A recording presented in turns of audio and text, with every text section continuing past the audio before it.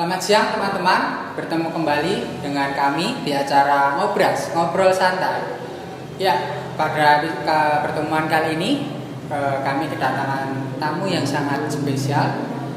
Ia merupakan mahasiswa berprestasi di salah satu kampus ternama di Kota Solo, yaitu kampus Universitas Selamat Riyadi, yang akan kita bahas pada kali ini. Sebelumnya saya Anta Tirta Nugroho sebagai co-host dan rekan saya Rizky Oktiawati. Kami akan sedikit membahas tentang prestasi yang ada nih di diri seorang mahasiswa yang sangat-sangat memotivasi kami bagi para mahasiswa yang baru.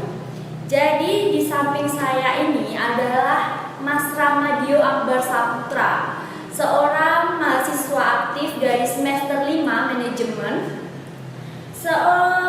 Dan Mas Dio ini juga ketua umum himpunan ya Mas ya, himpunan mahasiswa manajemen. Lalu juga juara 1 mahasiswa berprestasi pada 2020 ya Mas ya. Dan juara 2 Duta Genre Sukoharjo pada tahun 2020 juga. Dan tidak lupa lagi, Mas Dio adalah duta kampus nih, duta kampus 2019. Begitu banyak prestasi yang ada di diri Mas Dio ini yang patut kita kejar, yang patut kita contoh nih teman-teman. Baik, kita langsung saja ke pertanyaan tentang mengenai Mas Dio. Kita ulik sedalam mungkin agar Mas Dio bisa menginspirasi kita semua. Oke, kita langsung pertanyaan pertama buat Mas Dio. Apa yang menjadi alasan Mas Dio mengejar berbagai prestasi dan begitu banyak yang sudah Mas Dio capai? Apa sih alasan utamanya? Kita ingin tahu. Oke, jadi kalau kita membahas tentang alasan atau motivasi kita, setiap orang pasti memiliki kinerja, kemudian motivasi, kemudian goals-nya dalam hidupnya masing-masing. Begitupun juga aku.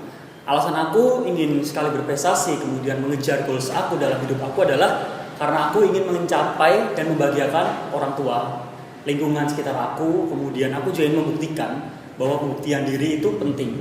Kita dinilai dari orang lain itu bagaimana kita membuktikan diri kita, bagaimana kita menunjukkan diri kita bahwa diri kita itu baik, kita layak. Jadi pembuktian diri adalah salah satu alasan saya untuk mencapai motivasi berikutnya. Jadi pembuktian diri itu penting buat kita semua. Pembuktian diri bahwa Mas Dio itu layak untuk diapresiasi oleh lingkungan sekitarnya. Nah, kalau Mas Dio merasa termotivasi itu pasti ada nggak tokoh di belakang layarnya Mas Dio? Siapa sih yang mendukung Mas Dio secara finansial, secara emosi, secara apapun itu? Pasti Mas Dio mempunyai tokoh di belakang layar itu. Kalau boleh tahu siapa nih Mas yang memotivasi Mas Dio? Oke, jadi yang memotivasi saya, yang mendukung saya, yang menjadi support system saya itu tentu orang tua. Kita semua pasti ada di sini, kita semua ada di tempat dan detik ini juga karena orang tua kita. Jadi orang tua merupakan alasan kita, alasan saya pribadi untuk menjadi diri saya sekarang. Mereka adalah support system dalam hidup saya. Kemudian teman-teman gitu. Kita juga membutuhkan support system dari luar seperti contoh lingkungan teman-teman, kemudian kerabat, kemudian kita bisa mencari lingkungan yang benar-benar bisa mendukung dan juga bisa memotivasi diri kita untuk lebih gitu. Jadi kita cari lingkungan teman itu yang positif gitu. Jadi biar bisa kita tertular gitu positive vibes-nya itu. Jadi jangan salah pilih pergaulan ya guys, karena pergaulan sangat mempengaruhi diri kita itu untuk berkembang atau berproses. Kita semua setuju ya Mas ya, kalau orang tua memiliki peran besar dalam kehidupan kita ya Mas ya. Oke, baik. Sekarang pertanyaan selanjutnya. Seberapa penting sih Mas peran keluarga dalam hidup Mas Dio sampai sekarang ini yang sudah Mas sampai sekarang ini Mas Dio banyak sekali prestasi, banyak sekali goals-goals yang mungkin sedikit demi sedikit tercapai. Seberapa penting Mas peran keluarga? Kalau ditanya seberapa penting, pasti kita bisa mengatakan adalah penting banget. Karena tanpa adanya kedua orang tua, dukungan dari mereka, kemudian tanpa adanya perlindungan, motivasi dari mereka, kita sama aja kita jalan tapi nggak ada arahnya gitu. kita nggak bisa mencapai tujuan karena kita nggak ada pencapaian apa yang ingin kita capai gitu. Misal aku mau membanggakan kedua orang tuaku, berarti alasan utamaku untuk maju adalah orang tuaku. Jadi keluarga merupakan salah satu hal terpenting dalam hidup kita karena mereka adalah inti atau kunci dalam hidup kita. Sangat super sekali guys, karena peran orang tua menurut Mas Dio adalah penting banget buat prosesnya Mas Dio sampai saat sekarang ini ya Mas ya. Dan ini Mas, kalau ngomong-ngomong tentang prestasi Mas Dio, prestasi pertama Mas Dio yang Mas Dio punya, yang Mas Dio capai, yang bikin Mas Dio, aku pengen deh lebih dari ini, masa cuma ini. Jadi prestasi awal yang membuat Mas Dio semakin termotivasi gitu apa sih Mas? Oke, jadi prestasi awal aku sih bingung ya, prestasi awal itu karena banyak sekali prestasi yang pernah aku dapat gitu. Tapi yang awal dari aku itu TK, mungkin ya dari TK ya maksudnya dari TK. Berawal. Dari awal TK. Iya. Apa ya enggak, kalau menurut aku mungkin simpel aja sih. Ketika SD pasti kita peringkat kelas atau kan itu biasa, anak SD pasti pengen juara kelas, pengen peringkat 1, 2, 3. Nah itu prestasi pertama aku mungkin itu. Jadi dari SD aku udah dapet peringkat, itu merupakan motivasi awal aku untuk aku lebih maju agar aku bisa jadi yang lebih baik gitu. Jadi misal aku kemarin peringkat 3, aku bisa motivasi lagi di semester berikutnya peringkat 2, kemudian berikutnya lagi, jadi biar benar bisa jadi best of the best gitu. Satu. Belajar Terus gitu. Nah, belajar terus buat mencapai ke depannya lebih baik lagi, lebih ke apa ya, ke level Selanjutnya Upgrade diri. upgrade. Oke Mas, selanjutnya mungkin dari sekian banyak prestasi ya Mas, mungkin banyak banget dari TK, mungkin SD, SMP, SMA, sampai kuliah. Mungkin kalau Mas Dio bisa mempertimbangkan ya satu saja yang paling Mas, bukan yang paling berkesan itu apa Mas? Prestasi yang paling yang berkesan, paling membanggakan. membanggakan. Ada enggak? Apa ya? Aku bisa bilang semua prestasi pasti kan punya kesulitan, tantangannya masing-masing, Ada prosesnya dan dia sendiri. sendiri.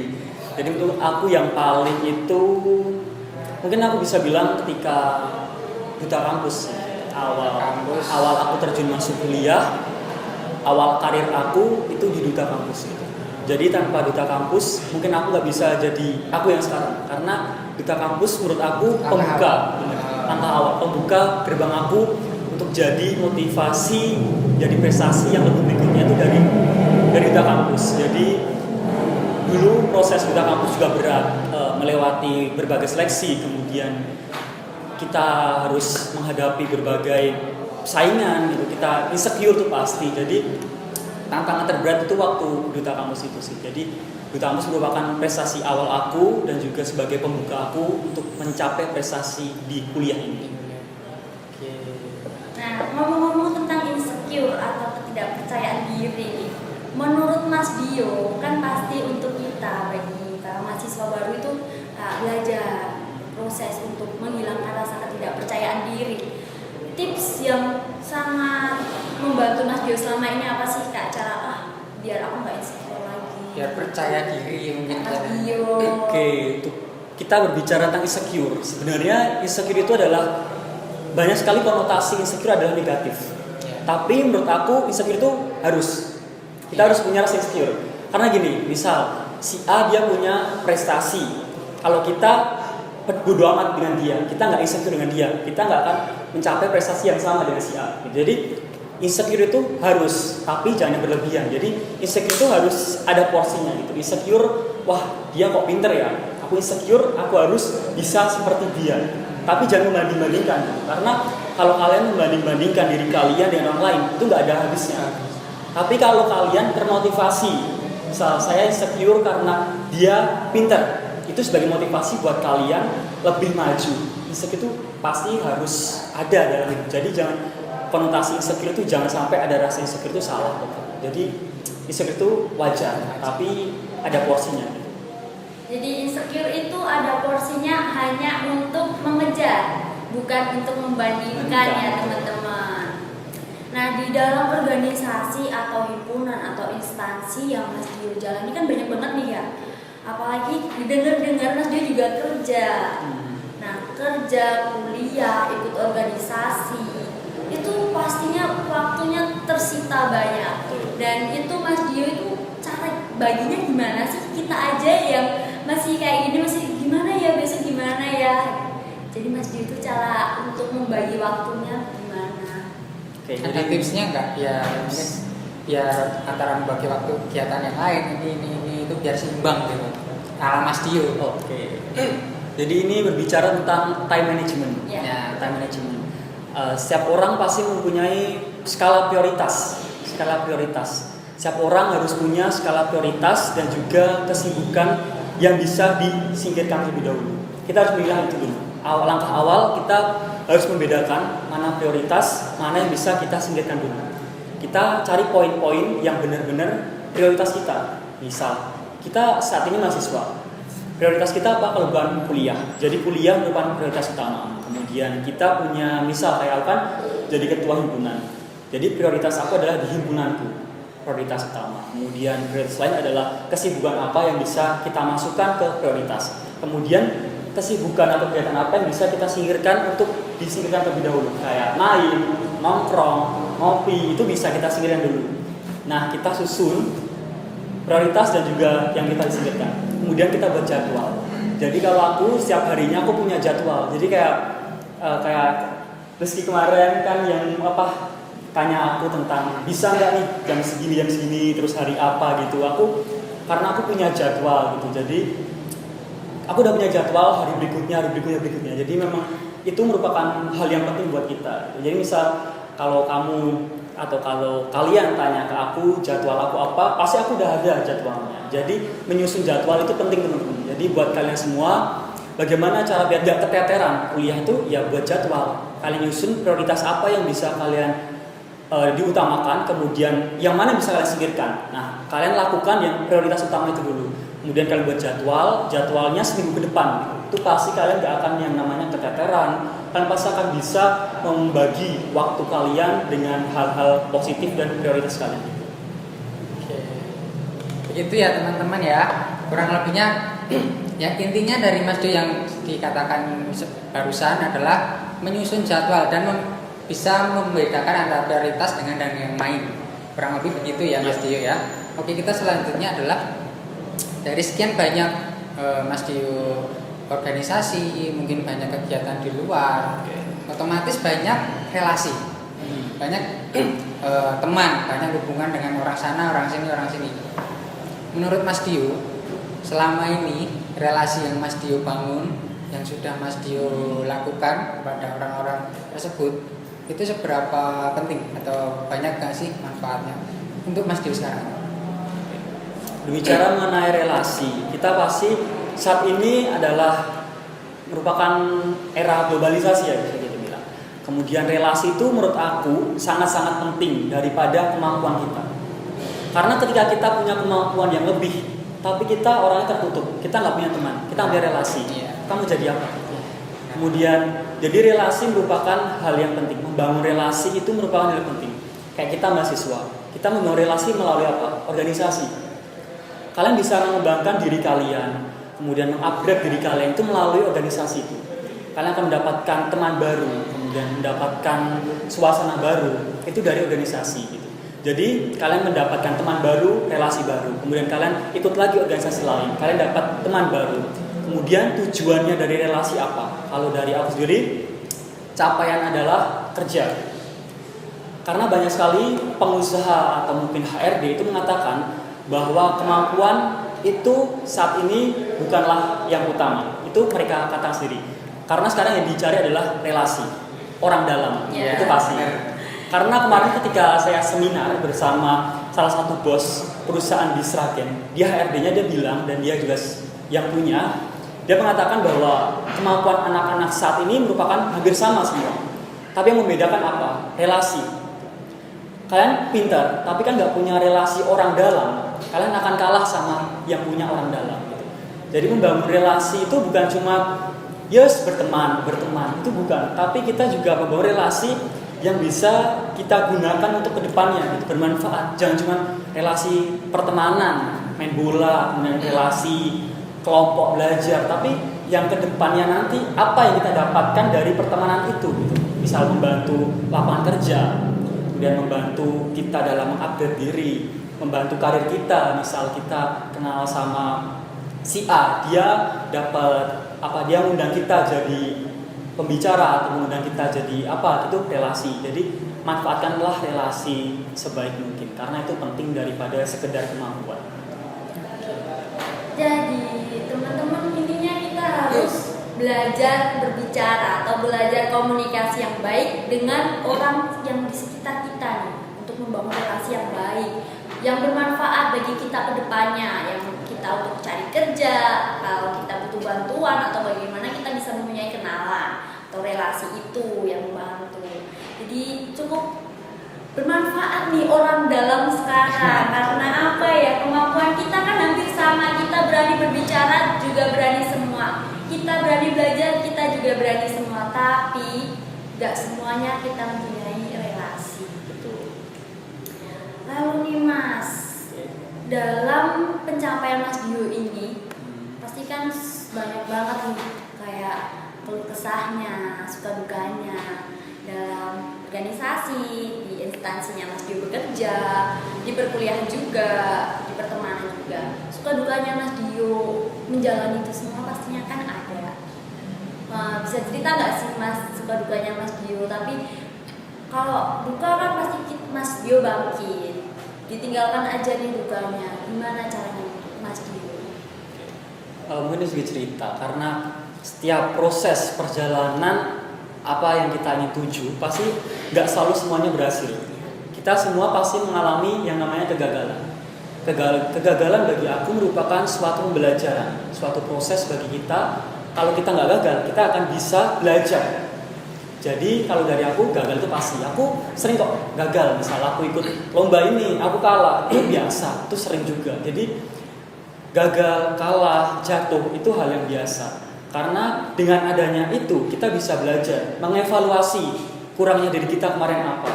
Kita upgrade, kemudian kita bisa kembangkan kekurangan kita kemarin untuk target kita ke depan. Jadi ketika aku jatuh atau aku di bawah, kemudian aku nggak terus-terusan sedih ataupun di bawah terus, ya terlalu larut, betul.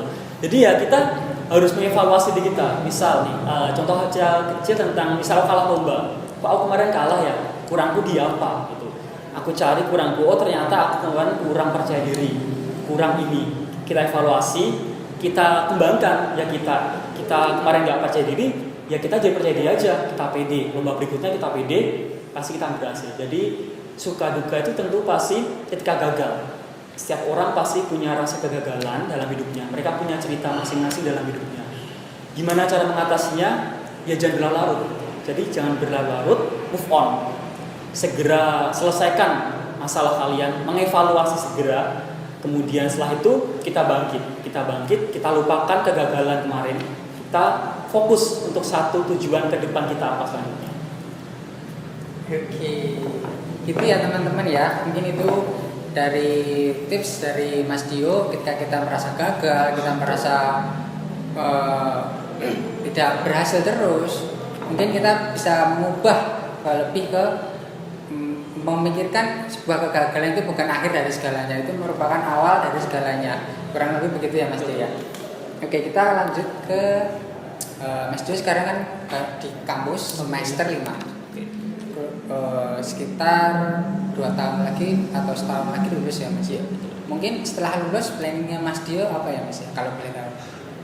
Tujuannya mungkin apa yang target selanjutnya, target terdekat lah mungkin. Oke. Jadi saat ini semester 5, berarti 1,5 tahun mungkin. Iya, 1,5 lulus. Nah, target aku setelah lulus adalah karena apa tujuan awal aku masuk ke Unisri jurusan manajemen. Kenapa aku masuk manajemen? Pasti aku punya tujuan, punya cita-cita, alasan tersendiri kenapa aku ikut manajemen gitu. Aku ingin jadi seorang manajer gitu. Jadi target dan harapan aku ke depan setelah aku lulus nanti, aku pengen jadi seorang manajer di suatu perusahaan gitu. Jadi itulah salah satu alasan aku kenapa aku masuk ke Unisri jurusan manajemen, karena aku aku pribadi mau jadi seorang manajer dan juga menjadi seorang ahli dalam pemasaran di perusahaan. Jadi tujuan dan target aku saat ini ke depan itu sih. Jadi Mas Dio ini pengen jadi manajer teman-teman, makanya nih masuk manajemen di industri. Nah kan Mas Dio mempunyai cita-cita atau planning menjadi manajer atau bagian pemasaran di perusahaan nih. Mas Dio udah mengumpulkan apa sih dari mengumpulkan pengalaman usaha-usaha buat kalau udah jadi manajer, udah jadi bagian pemasaran di suatu perusahaan untuk perusahaan lebih maju itu, Mas Dio aku udah punya ini, jadi bisa siap langsung terjun ke lapangan gitu loh Mas. Apa nih yang udah Mas Dio lakukan? Oke. Jadi sedikit pesan aja juga buat teman-teman semua sharing juga. Beberapa kali aku ikut seminar tentang soft skill untuk membahas tentang seperti aku bilang tadi relasi. Tapi selain relasi kita juga berbicara tentang soft skill. Saat ini yang kita butuhkan bukanlah kepintaran, kecerdasan gitu. Kamu pintar, IPK kamu 4. Salah. Seorang mahasiswa yang dikejar bukanlah sekedar IPK saja, tapi soft skill. Soft skill adalah suatu hal yang penting saat kuliah. Dan salah satu alasan kenapa aku kok aktif banget semangat ikut ini, ikut itu, semua aku ikutin, prestasi aku ikutin, itu adalah soft skill. Jadi alasan aku. Karena mengembangkan soft skill itu merupakan penting daripada kita mengejar IPK. Percuma IPK kalian 4, IPK kalian 3,8, tapi kan nggak punya soft skill. Kalian nggak punya kemampuan. Soft skill ada banyak, misal berkomunikasi, itu paling nomor 1. Berkomunikasi, karena nanti ketika kalian bekerja, melamar kerja di HRD, yang pertama kali HRD ataupun bos perusahaan yang dilihat adalah kemampuan berkomunikasi, bukan IPK. Kalau IPK itu merupakan pembuka kalian untuk mencari kerja. Misal IPK kalian 3,5, berarti bagus, kita simpan, udah cukup. Tapi selanjutnya IPK nggak digunakan. Misal kalian bagus, kalian disimpan dan dipanggil. Nah setelah dipanggil kerja, IPK nggak akan digunakan, tapi soft skill. Pertama komunikasi, yang kedua adalah sikap kita, attitude, betul sekali, attitude kita. Bagaimana cara membangun attitude yang baik? Ya kita dengan melatih ikut organisasi itu. Karena kita di organisasi, kita bertemu dengan orang banyak, kita belajar tentang perbedaan. Kita nggak bisa punya prinsip bahwa aku yang paling benar, aku yang paling berkuasa, nggak bisa. Karena kita punya banyak sekali orang di dalam organisasi. Jadi attitude bisa kita latih dengan organisasi. Kemudian bertanggung jawab, komunikasi, attitude, bertanggung jawab. Kemudian yang terakhir itu adalah tentang kemampuan kita. Misal kalian melamar jadi penyiar radio, kemampuan kalian apa? Komunikasi, betul. Kemudian kalian melamar jadi manajer, apa kemampuan kalian di manajemen itu? Jadi 4 itu merupakan yang sering saya lihat di seminar soft skill. Jadi teman-teman semua di sini ketika kuliah, apa capaian ke depan kerja? Apa gimana biar bisa mencapai kerja itu? Dengan soft skill. Soft skill dilatih gitu. Dengan 4 tadi itu merupakan kunci kalian mendapat pekerjaan, mendapatkan planning goals ke depan yang bisa kalian capai ya dengan soft skill. Seperti itu ya teman-teman penjelasan dari Mas Dio. Aku ada sedikit pertanyaan ya Mas ya. Kan kita dari mahasiswa, misalkan kita komunikasi, setelah lulus mungkin kita bekerja tidak sejalur dengan komunikasi, kita bekerja sebagai pengusaha mungkin atau bekerja yang lainnya. Itu menurut Mas Dio itu gimana? Apakah itu baik atau buruk atau usaha yang telah kita capai di pas waktu kuliah apakah sia-sia atau bagaimana? Menurut Mas Dio itu apakah dengan kuliah apa harus sejalan dengan tujuan yang diambil? Menurut Mas Dio kan? Jadi kalau berbicara hal itu kita nggak ada yang menyalahkan keduanya. Kemudian kita nggak bisa menyalahkan kamu manajemen harus jadi manajemen, kamu ilkom harus kayak ilkom, enggak. Karena semua orang punya jalannya masing-masing. Semua kita nggak tahu, misal kamu punya target ke depan mau jadi penyiar radio, kita nggak tahu ke depan kita jadi apa.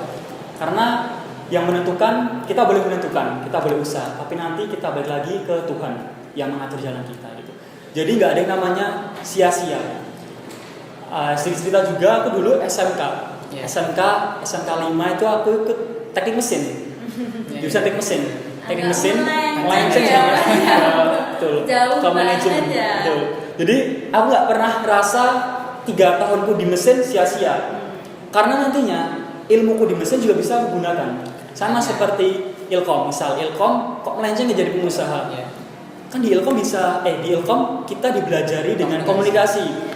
Seorang pengusaha kalau nggak bisa ngomong sama kan, percuma kita nggak laku jualan kita. Gitu. Jadi memang semuanya itu nggak ada yang bisa disalahkan. Semua ada sangkut pautnya. Semua harus kita syukuri dan kita jalankan karena Tuhan akan menentukan yang terbaik buat kita. Jadi soft skills terus pengalaman yang kita punya itu adalah tabungan nih, seperti nanti akan kepakai. Jangan menganggap semua itu sia-sia teman-teman. Jadi kalian belajar saat ini tidak akan sia-sia di masa depan karena tidak ada yang tahu semuanya. Yang paling penting ingat sama Tuhan yang Maha Esa. Ya. Jangan lupa berdoa, itu penting sekali. Terus kan udah punya planning, udah punya apa-apa, udah punya pengalaman juga, soft skill udah lumayan, udah tercapai semua ya Mas ya. Mungkin sudah tersusun rapi lah, sudah kalau dikatakan sudah ada lah tabungan buat kedepannya buat mengejar target si manajer ini. Terus Cita-cita yang buat Mas Dio awalnya kok aku nggak prefer ya di sini. Kenapa aku lebih di manajemen ya? Kenapa aku lebih di manajer ini? Pernah nggak sih meninggalkan cita-cita yang dulu pernah dikejar Mas Dio, pindah ke cita-cita yang sekarang menjadi manajer? Pernah nggak Mas? Atau cita-citanya tuh apa? Ini juga sharing juga ya cerita. ya apa Pasti adalah ketika kayak anak kecil ditanya jadi apa, dokter, polisi, pilot, itu pasti. Kemudian Kebanyakan jadi itu ya. SD gitu. SD kita belum bisa mengejar apa tujuan kita. SD itu merupakan masa anak. Ya. SMP kita masih tujuan kita adalah SMA. Ya. Kita belum bisa juga menentukan aku mau jadi apa. Kemudian di masa SMA atau SMK ini baru kita bisa menentukan posisinya. Menurut aku di kelas 3 SMP, masa akhir kita pasti akan menentukan dan kita menemukan passion kita. Dulu aku waktu SMP mau menjadi kerja di teknik tambang, ahli teknik pertambangan. Jadi alasan aku kenapa masuk teknik mesin di SMK 5. Oh Jadi gitu. itu. Nah, hubungannya sama itu ya Mas? jadi itu aku SMP, aku berpikir aku jadi seorang ahli teknik pertambangan. Aku mencari sekolah yang ada mesin di teknik mesin. Mulai di SMK 5. Kemudian sering jalannya waktu, kita kan masa remaja. Kita bisa katakan remaja karena usia 15 sampai 22 tahun merupakan masa remaja. Dikatakan remaja. Kalau dewasa 23 sampai ke atas gitu. Dan di masa remaja itu kita bisa mengalami yang namanya transisi, masa transisi. Jadi masa peralihan dari anak-anak ke remaja. Masih labil. Masih labil gitu ya, betul. Jadi labil. Nah, kayak itu contohlah cita-cita. Aku mau jadi tadi pertambangan, mesin 3 tahun, kok akhirnya menemukan passionku gitu. Passionku adalah berkomunikasi dan lebih basic ke perdagangan gitu. Jadi aku mencari, sepertinya passion aku bukan di tambang, bukan di teknik, tapi di manajemen. Jadi itulah cerita tentang pernah nggak sih meninggalkan cita-cita lama itu. Jadi namanya masa remaja, masa labil, itu pasti kita pernah mengalami transisi itu, bimbang gitu, mencari jati diri juga. Di waktu remaja, di waktu masih labil itu kita kan belum punya cerita, belum punya pengalaman. Ternyata gini ya ngejar cita-cita. Aku ninggalin aja deh, cari yang lain. Mengikuti potensi dirinya. Oke Mas Dio, tadi ngomong-ngomong soal passion ya Mas Dio. Kebanyakan orang tuh kalau zaman sekarang ya kan, kalau kerja itu harus sesuai passion. Passionku ini harus pokoknya ini. Itu menurut Mas Dio bagaimana? Apakah itu jelek? Apakah enggak? Sedangkan kalau kita kerja itu kita kan enggak harus ada tuntutan tersendiri kan dari perusahaan yang enggak harus sesuai dengan passion, sesuai dengan apa ahli kita yang harus. Sedangkan dari perusahaan sendiri kita harus menuruti apa kata perusahaan sendiri untuk demi kebaikan, demi tujuan dari perusahaan tersebut. Nah menurut Mas Dio, passion sendiri itu penting nggak atau seberapa kuat sih peran si passion ini sendiri buat pekerjaan? Jadi kalau kita berbicara tentang passion itu penting banget. Kita kuliah, kita itu cari passion di jurusan itu. Nah. Ilkom passionnya pasti di berkomunikasi, manajemen, mengelola manusia, mengelola keuangan, kemudian administrasi negara, mengetahui tentang bagaimana struktur administrasi, kemudian banyak sekali hukum mengetahui tentang hukum di Indonesia, kemudian undang-undang gitu. Nah, jadi ketika kalian sudah ibaratnya sarjana hukum, manajemen, ilmu komunikasi, itu merupakan passion kalian, modal kalian. Sarjana hukum, modal kalian adalah di bidang hukum. Tapi nggak harus kalian kerja di bidang hukum. Meskipun peluang kerja kalian di bidang hukum itu lebih besar daripada yang lain itu.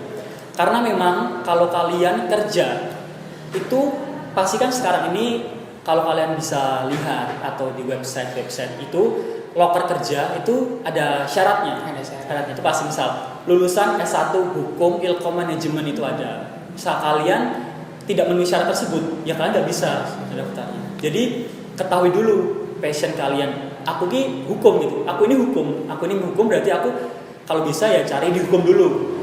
Tapi nggak menutup kemungkinan kalau kalian kerja di luar itu, ya betul. Jadi kan sekarang banyak juga pengusaha dia dari prodi PGSD, kemudian dari FKIP itu banyak. Jadi nggak ada yang namanya tuntutan kalian harus kerja ini di bidang ini enggak, tapi tergantung rezekinya. Rezeki kalian itu di mana gitu.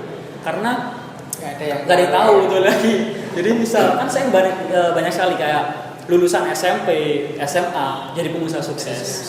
Karena banyak sekali inspirator di luar sana. Setiap orang punya porsi dan waktu masing-masing untuk berhak sukses ya.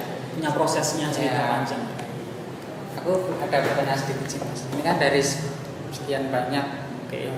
Mas Dio mengatakan seberapa tadi prestasinya, seberapa banyak prestasinya. Keluarga sendiri dari Mas Dio itu didikannya seperti apa sih? Untuk Mas Dio sampai bisa sekarang ini, sampai bisa banyak prestasi yang Mas Dio capai, didikannya itu seperti apa Mas? Kalau boleh tahu. Kalau keluarga, pasti keluarga kamu, kemudian keluarga kita itu pasti cara mendidiknya berbeda-beda. Betul. Kalau dari keluarga aku sendiri itu keras. Kerasnya itu keras. Jadi kalau dari kecil aku dididik bahwa kalau aku punya kesalahan, ya aku dimarahin pasti, dimarahin habis-habisan, jangan ulangi kesalahan itu. Kemudian keluarga aku bukan tipe keluarga yang misal ada kesalahan, udah dimaafin, udah selesai, enggak. Tapi dikasih pembelajaran dulu bahwa ini salah, kamu harus gini. Jadi biar besoknya aku nggak mengulangi kesalahan itu. Jadi keras kalau keluarga aku. Jadi misal kayak aku punya kesalahan, ya aku harus mengakui kesalahan aku. Aku harus tahu itu salah, itu benar. Kemudian kalau dari keluarga aku berbicara tentang support system, pasti mereka tentu mendukung penuh tentang apa yang aku lakukan. Tapi untuk mendidik itu mereka tipe orang yang keras ya. Kan otomatis dengan pendidikan yang keras tersebut, Mas Dio memiliki attitude yang semakin baik ya dengan seperti pembelajaran yang tadi Mas Dio berikan. Oke, kita lanjut ke terakhir ya. Yang terakhir nih. Terakhir apa lanjut nih? Terakhir apa lanjut nih teman-teman? Karena kita udah ada durasinya, jadi ini yang terakhir aja ya guys ya. Terakhir ya. Ini paling penting. Kenapa Mas Dio sekarang ada di sini? Kenapa sekarang Mas Dio kita undang, lalu kita cari prestasi atau pengalaman yang Mas Dio punya? Itu adalah bagaimana sih Mas untuk kesan bagi kami atau bagi semua pelajar, mahasiswa baru, mahasiswa lama yang belum mencapailah proses yang dituju. Jadi masih berproses, masih lama. Jadi pesan untuk kami semua itu apa dari Mas Dio sendiri? Ya seperti Mas Dio lah, banyak prestasinya gitu lah. Kalau motivasi aku itu termotivasi dari berbagai kata-kata atau kutipan tokoh dunia. Salah satunya. Kalau tokoh dunia yang aku pegang, tokoh dunia kan banyak sekali mengatakan tentang hal tersebut. Nah, kalau aku yang paling ingat adalah mereka sering mengatakan bahwa don't comparing yourself with other people. Believe yourself, believe your strength because you're unique, you're confident, and you are you. Jadi jangan pernah membandingkan diri kalian dengan orang lain. Kemudian kalian adalah kalian gitu. Kalian percaya diri, kalian unik, kalian punya diri kalian masing-masing. Jadi percaya tentang hidup kalian. Karena semua punya prosesnya, semua punya jalannya. Jadi gak usah melihat orang lain, lihat diri kita. Bagaimana diri kita? Jadi aku adalah aku, kamu adalah kamu. Jangan kami, jangan kita bandingkan. Kita adalah manusia yang mempunyai porsi berbeda-beda. Kita mempunyai prestasi berbeda-beda, passion berbeda-beda, bakat yang kita punya itu berbeda-beda juga. Tergantung kita bagaimana mengolahnya, tergantung kita bagaimana cara memanfaatkan bakat kita, passion kita, itu teman-teman. Jadi ya waktunya sayang sekali udah habis nih ngobrol santainya. Untuk Mas Dio nih, terima kasih sudah Terima kasih juga datang. udah Terima kasih Mas Dio. diundang untuk sharing-sharing. Terima kasih buat semua ilmu yang udah dikasih selama berapa menit kami menemani teman-teman semua. Terima kasih Mas Dio. Saya Rizky Oktiawati dan rekan saya Tama.